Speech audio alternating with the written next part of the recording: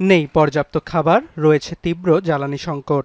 ট্রাম্পের তেল নিষেধাজ্ঞার চাপে হরহামেশাই ঘটছে জাতীয় গ্রিড বিপর্যয়ের মতো ঘটনাও। এতে মাঝে মধ্যেই ভুতুড়ে নগরীতে রূপ নেয় উত্তর আমেরিকার দ্বীপরাষ্ট্র কিউবা।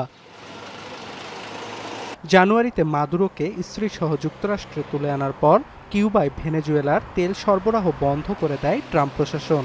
এছাড়াও কিউবায় তেল বিক্রি করলে অন্যান্য দেশগুলোকে শাস্তির আওতায় আনার হুঁশিয়ারিও দেন ট্রাম্প। এতে প্রায় ৩ মাস দেশটিতে কার্যত বন্ধ ছিল তেল আমদানি। তবে সম্প্রতি কিউবায় রুশ তেলবাহী ট্যাঙ্কার প্রবেশ করলেও তা প্রয়োজনের তুলনায় অপ্রতুল। জ্বালানি সংকটে মুখ থুবড়ে পড়েছে দেশটির অর্থনীতির সব খাত। দেশটির পর্যটনের হাব হিসেবে পরিচিত রাজধানী হাভানা। তবে জ্বালানি সংকটের কারণে পর্যটক শূন্য নগরীটির দর্শনীয় স্থানগুলো। ধস নেমেছে রাস্তার ধারে থাকা রেস্টুরেন্টগুলোর ব্যবসায়িক কার্যক্রমেও। ওয়েটার মেনু লিস্ট নিয়ে বসে থাকলেও আসছে না কোনো ক্রেতা। বাধ্য হয়ে কারবার গুটিয়ে নিয়েছে অনেক উদ্যোক্তা। È una crisi energetica y económica importante en el país que incide en que disminuye la cantidad de কিউবার একটি জনপ্রিয় পর্যটন স্পট হাভানা সেন্ট্রাল পার্ক। আগে পার্কটির সামনে ভাড়ায় চালিত ছাদখোলা গাড়ির ভিড় লেগে থাকত।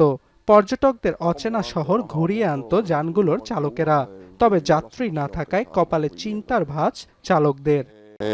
Antes eran, no sé, 4 vueltas diarias, ahora es solamente una o ninguna. Aviation fuel সংকটের কারণে কিউবায় বেশ কিছুদিন ধরেই ফ্লাইট চলাচল বিঘ্নিত হচ্ছে। বাধ্য হয়ে ফ্লাইট চলাচল বন্ধ করেছে অনেক কোম্পানি। এছাড়াও অর্থনৈতিক সংকটে ডুবতে থাকা দেশটি ভ্রমণে সতর্কতা জারি করেছে বেশ কিছু দেশ। কিউবার জাতীয় পরিসংখ্যান দপ্তর বলছে, ফেব্রুয়ারিতে দেশটিতে অন্তত ৭০,০০০ পর্যটক এসেছে, যা গত বছরের একই সময়ের চেয়ে ৫০% কম।